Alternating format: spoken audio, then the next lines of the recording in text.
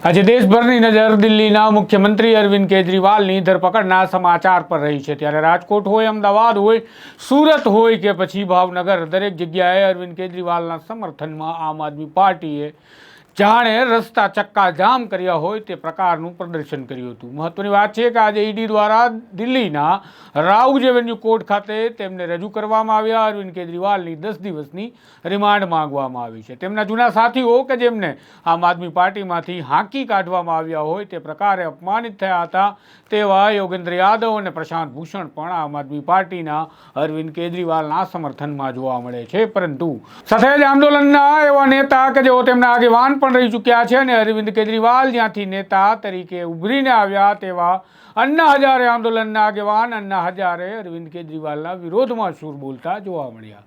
વિગતવાર વાત કરીએ દેશભરમાં અને રાજ્યમાં શું થયું અરવિંદ કેજરીવાલના મામલાને લઈને અને હવે કઈ પ્રકારની કાર્યવાહીની રાહ જોવાઈ રહી છે। નમસ્કાર, હું છું આપની સાથે તુષાર બસિયા। નવજીવન ન્યૂઝમાં આપનું સ્વાગત છે। આજે દેશભરમાં અરવિંદ કેજરીવાલના સમર્થનમાં આમ આદમી પાર્ટીના કાર્યકર્તાઓ, ઇન્ડિયા ગઠબંધનના નેતાઓએ નિવેદનો આપ્યા તો કેટલાક જગ્યા પર આમ આદમી પાર્ટીએ વિરોધ પ્રદર્શન કરી પોતાનો વિરોધ પ્રગટ કર્યો। દરેક જગ્યાએ એક વાત થઈ રહી હતી, એ ચાહે કોંગ્રેસ કરતી હોય કે આમ આદમી પાર્ટી, લોકશાહી ખતરામાં છે, લોકશાહીનું હનન થઈ રહ્યું છે। એક તરફ કોંગ્રેસના બેંક એકાઉન્ટ બંધ કરવામાં આવ્યા છે, તેને લઈ મામલો ગરમ છે। ત્યારે હવે દિલ્હીના મુખ્યમંત્રી અરવિંદ કેજરીવાલને કોડ ઓફ કન્ડક્ટ દરમિયાન એટલે કે આચાર સંહિતા દરમિયાન ધરપકડ કરવામાં આવે છે, તેને લઈ મામલો ગરમાયો છે। વાત કરીએ તો રાજકોટથી ધારાસભ્ય હેમંત ખવાર, રેશમા પટેલ, રાજુ કરપડા જેવા નેતાઓ રસ્તા રોકો આંદોલન કરી અને ચક્કાજામ કરી બેઠા હતા, ત્યાંથી તેમની અટકાયત થઈ, ત્યાંથી તેમની ટીંગાટોળીના દ્રશ્યો જોવા મળ્યા। અમદાવાદમાં આમ આદમી પાર્ટીના ગુજરાતના અધ્યક્ષ ઈશુદાન ગઢવી કે જેઓ અમદાવાદ ખાતે વિરોધ પ્રગટ કરી રહ્યા હતા, રસ્તા પર તેઓ પણ ઉતર્યા હતા। ટીંગાટોળીના દ્રશ્યોની સાથે ઈશુદાનની પણ અટકાયત કરવામાં આવી। એ જ પ્રકારે ભાવનગરમાં પણ આમ આદમી પાર્ટીના કાર્યકર્તાઓની અટકાયત થઈ। ત્યાં આમ આદમી પાર્ટીના ધારાસભ્ય ઉમેશ મકવાણા આંદોલન કરી રહ્યા હતા। તો સુરત ખાતે પણ કંઈક આ જ પ્રકારે આમ આદમી પાર્ટીના કાર્યકર્તાઓ રસ્તા પર ઉતરેલા અને પોલીસ ટીંગાટોળી કરીને લઈ જતી હોય તેવા દ્રશ્યો જોવા મળ્યા। અન્ના હજારેની વાત કરીએ તો અન્ના હજારે શું કહ્યું એ સાંભળો। તેમણે કહ્યું કે અરવિંદ કેજરીવાલને તેમના કર્મનું ફળ મળ્યું છે। बहुत दुख हुआ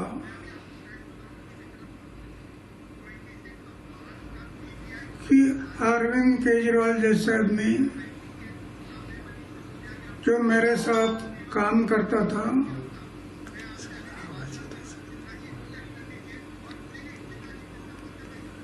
और शराब के बारे में हम लोग आवाज उठाया था, आज वो शराब नीति बना रहा है, जिसका मुझे दुख हुआ। लेकिन करेगा क्या, सत्ता के सामने कुछ नहीं कर सकता। आखिर उसको जो अरेस्ट किया गया, अटक हुआ, वो उनकी कृति से हुआ। हम ये बातें नहीं करते तो अटक होने का कोई संभव नहीं था।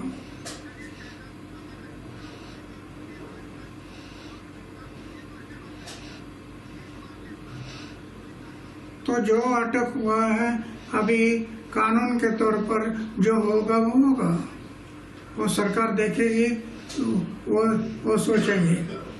ઈશુદાન ગઢવીની અટકાયત થઈ ત્યારે ઈશુદાન ગઢવી પણ આ બાબતે મીડિયા સાથે વાત કરતા લોકશાહી ખતરામાં છે તેવું કહી રહ્યા હતા કે આ એ જ પાર્ટીના નેતાઓ આદેશ કરે છે જે ઈડીને મોકલે છે અરવિંદ કેજરીવાલની ઘરે રાત્રિના લેવા કે જેમણે ઇલેક્ટ્રોલ બોન્ડથી ઘપલો કર્યો છે। સાંભળો ઈશુદાન ગઢવી શું કહે છે।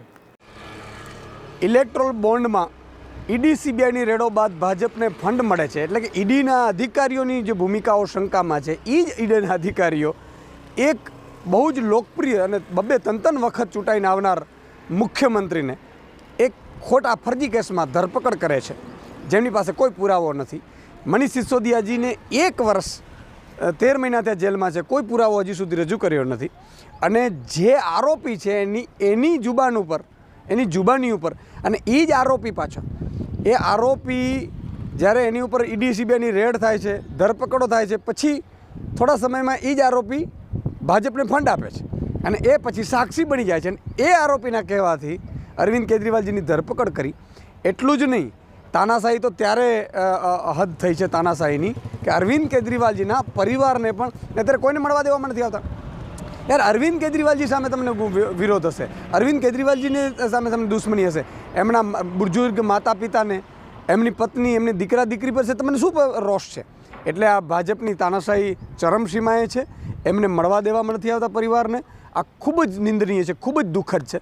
અને આ તો દેશમાં સારા જે કામ કરનારા લોકોને કોઈ પણ રીતે ખતમ કરી નાખવામાં આવે એનું આ ષડયંત્ર છે. આમ આદમી પાર્ટીના નેતા મનોજ સોરઠિયાએ પણ કહ્યું છે કે દેશમાં ઘોષિત આપાતકાલની સ્થિતિ છે. ચાહે વિપક્ષ હોય કે ચાહે કોઈ પણ પાર્ટી ભારતીય જનતા પાર્ટી સામે જે અવાજ ઉઠાવે તેને ખતમ કરવા માટેનું આ કામ ચાલે છે. ઈડી પર તેમણે આક્ષેપ લગાવ્યા કે ક્યાંક ને ક્યાંક આ એજન્સીઓનો ટૂલ તરીકે ઉપયોગ થાય છે. આપાતકાલીન સ્થિતિમાં દેશ મુકાઈ ગયો છે. મનોજ સોરઠિયાને સાંભળો. આજ સમગ્ર દેશમાં લોકોમાં એક આક્રોશ છે. ગઈકાલે રાતના અંધારામાં માનનીય અરવિંદ કેજરીવાલજીની ભાજપની ઈડી દ્વારા ધરપકડ કરવામાં આવી છે. સૌ જાણે છે કે ભારતીય જનતા પાર્ટી ઈડીનો કેવો ઉપયોગ કરી રહી છે. તમામ વિપક્ષને ઝુકાવવા માટે, દબાવવા માટે અથવા તો વિપક્ષમાં ઊભા ના રહી અને પોતાનામાં આવી જાય એના માટે ઈડીનો ભરપૂર ઉપયોગ કરી રહી છે. માત્ર અરવિંદ કેજરીવાલ એક એવા વ્યક્તિ છે કે જે ભાજપની આ તમામ પ્રકારના જે ષડયંત્રો છે એની સામે લડી રહ્યા છે. ગઈકાલે અરવિંદ કેજરીવાલ નહીં ઝૂકવાને લીધે એમને લોકસભાની ચૂંટણી પહેલા એમની ધરપકડ કરવામાં આવી છે. સમગ્ર ગુજરાતના તમામ દેશના લોકો આ વાત સારી રીતે જાણે છે અને આજે ગુસ્સો અને આક્રોશ વ્યક્ત કરી રહ્યા છે. ગુજરાતની અંદર આમ આદમી પાર્ટી દ્વારા તમામ જિલ્લાઓની અંદર જબરજસ્ત પ્રદર્શન કરવામાં આવ્યું છે. ભાજપે પોલીસ દ્વારા આ તમામ કાર્યકર્તાઓને અને આંદોલનને કચડવાની કોશિશ કરી છે અને આજે જે પરિસ્થિતિ નિર્માણ થઈ છે એ લોકશાહી માટે સારી તો નથી જ. આમ જોવા જઈએ તો લોકસભાની ચૂંટણી આવી રહી છે, પણ આ દેશની અંદર અઘોષિત આપાતકાલ, અઘોષિત ઇમરજન્સી જેવો માહોલ છે. કંઈ પણ બોલી શકાય નહીં. ભાજપની સામે બોલવાવાળા લોકોને જેલમાં ધકેલવામાં આવે યા તો જેલની બીકે એમને ભાજપમાં સમાવેશ કરી લેવામાં આવે. જો અરવિંદ કેજરીવાલ એમની આ તમામ પડકારોની સામે, અત્યાચારની સામે ઝૂકી ગયા હોત તો ભાજપને કોઈ પ્રોબ્લેમ નહોતો. હજારો કરોડ રૂપિયાનું ફંડ કોન્ટ્રાક્ટના નામે અને ઈડી અને આઈટીની રેડના નામે ભાજપે ઉઘરાયું છે, સૌ જાણે છે. પણ આમ છતાં માત્ર એક ઉપજાવી કાઢેલા કેસને આધારે આમ આદમી પાર્ટીના તમામ મોટા નેતાઓને જેલમાં નાખવાનું કૃત્ય આ લોકોએ કર્યું છે. મને પૂરો વિશ્વાસ છે આજે તમે દેશની અંદર કોઈ પણને પૂછશો, તમામ લોકો કહેશે કે અરવિંદ કેજરીવાલ નિર્દોષ છે.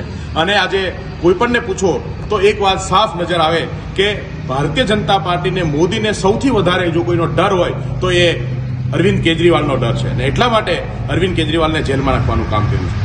આ હવે જે સમય છે એ સમયની અંદર જનતાએ એક પસંદ કરવાનું છે કે મોદી ભક્તિ પસંદ કરીશું કે રાષ્ટ્રભક્તિ, લોકશાહી ગમે છે કે મોદી.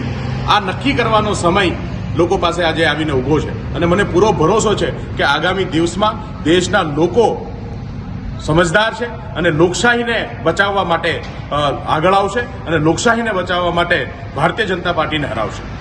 તો આ તો ગુજરાતનો માહોલ કે જેમાં આમ આદમી પાર્ટીના નેતાઓ રસ્તા પર જોવા મળ્યા, વિરોધ પ્રગટ કરતા જોવા મળ્યા. એ જ પ્રકારે દેશના વિવિધ સ્થળો, વિવિધ સ્થાનો પર અને ખાસ કરી દિલ્હીમાં કે જ્યાં આમ આદમી પાર્ટીની સરકાર અને જ્યાંના મુખ્યમંત્રી અરવિંદ કેજરીવાલ છે ત્યાં પણ આ જ પ્રકારનો માહોલ જોવા મળ્યો. સાથે પંજાબના મુખ્યમંત્રી ભગવંત માને પણ આજે આ મામલે પ્રતિક્રિયા આપી હતી, એ પણ તમે સાંભળો. सभी पत्रकार साथियों का स्वागत है. बहुत ही गंभीर विषय पर मैं बात करने के लिए आपके पास आया हूं. देश में जो माहौल चल रहा है, कई सालों से चल रहा है, जो एजेंसीज हैं उनको एक टूल की तरह, एक औजार की तरह, हथियार की तरह इस्तेमाल किया जा रहा है. कोई भी विपक्ष का नेता, कोई भी विपक्ष का कोई लीडर अगर बीजेपी के जुल्म जबर के खिलाफ बोलता है तो उसके घर पे ईडी आती है, उसके घर पे सीबीआई आती है, इनकम टैक्स आती है. और ये अनडिक्लेयर्ड इमरजेंसी की तरह देश के हालात हो गए हैं। ये बात आज मैं इसलिए कह रहा हूं कि यही बात आडवाणी जी ने कही थी कि अनडिक्लेयर्ड इमरजेंसी वाले हालात हो जाएंगे, तो आज हालात वही हैं। गवर्नर, जहां इनकी सरकार नहीं है वहां गवर्नर के जरिए, राज्यपालों के जरिए तंग किया जा रहा है। मैं भी उसका पीड़ित हूं। एक केरला के मुख्यमंत्री अभी जंतर मंतर पर आके गए। तमिलनाडु के मुख्यमंत्री अपने गवर्नर से तंग है। उनका गवर्नर भाषण ही नहीं पढ़ता, उनका लिखा हुआ विधानसभा में जो पढ़ना होता है बजट सेशन में। ममता दीदी को हर रोज तंग किया जा रहा है। हेमंत सोरेन को गिरफ्तार कर लिया। दिल्ली में अरविंद केजरीवाल साहब को जब भी कोई काम करते हैं एलजी टांग अड़ाता है बीच में। सुप्रीम कोर्ट के जरिए सरकार चलानी पड़ रही है। हम भी सुप्रीम कोर्ट में पहुंचे हुए हैं। आरडीएफ का पैसा 5500 करोड़ रूरल डेवलपमेंट फंड का पंजाब का रोका हुआ है। नेशनल हेल्थ मिशन का पैसा रोका हुआ है। 8000 करोड़ से ज्यादा पंजाब का पैसा रोक रखा है। हम कोई भीख थोड़ी मांगते हैं, वो हमारे टैक्स का पैसा है, पंजाब के लोगों का हिस्सा है, वो योगदान है। फिर